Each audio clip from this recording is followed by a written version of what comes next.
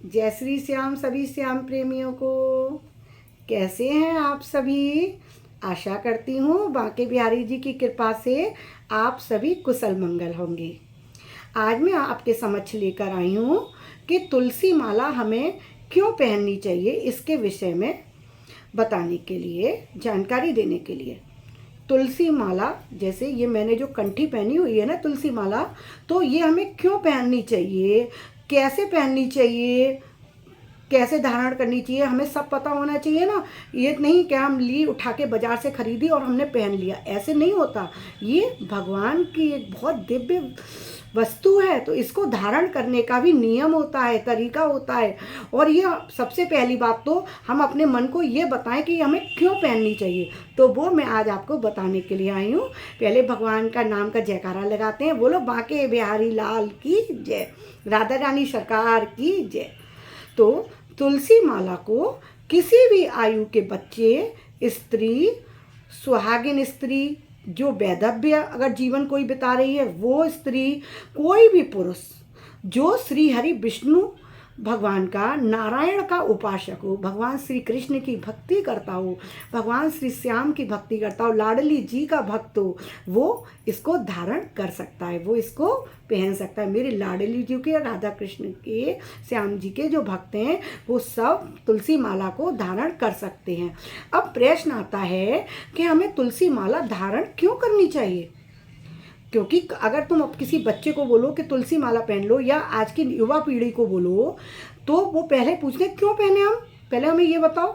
तो इसका उत्तर ये है कि इसके बारे में बहुत सारे ग्रंथों में बताया गया है कि इसके बहुत उपयोग हैं। सबसे पहला, आम भाषा में तो एक बात यही कही जाती है कि इसको पहनने से एक तो हमारे आसपास निगेटिविटी नहीं आती है, जितनी भी नकारात्मक शक्तियां हैं ना वो सब आपसे दूर रहेंगी, नकारात्मक विचार आपसे दूर रहेंगे। पहला तो ये। दूसरा, आपको कंठ का कोई भी रोग नहीं होगा। टॉन्सिल वगैरह की जिसको परेशानी होती है, गले में दर्द रहता है, सूजन होती है, वो कुछ भी आपको नहीं होगा।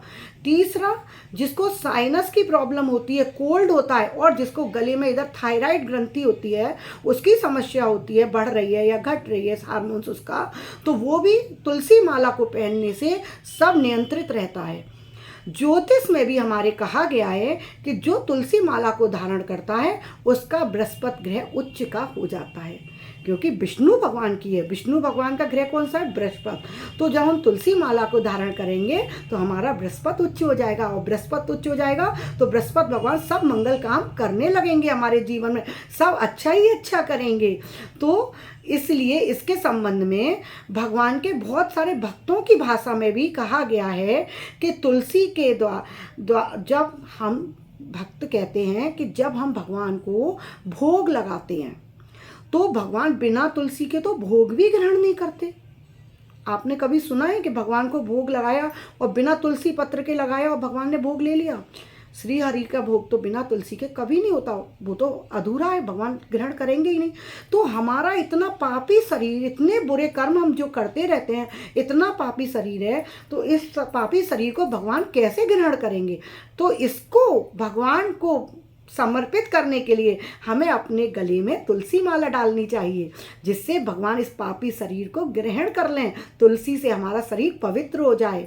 और एक धारणा और कही जाती है कि जैसे जब यम के दूत, जब हम मृत्यु को प्राप्त हों और यम के दूत हमें लेने आते हैं, तो वो ये देखते हैं कि इसके गले में तो तुलसी माला पड़ी है, यानी कि ये श्री हरि का भक्त है।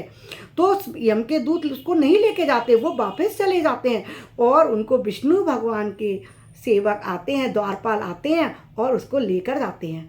तो वो जब भगवान श्री हरि के सेवक आएंगे तो हमें लेके जाएंगे भगवान के धाम, और यम के सेवक आएंगे तो हमें लेके जाएंगे यमलोक।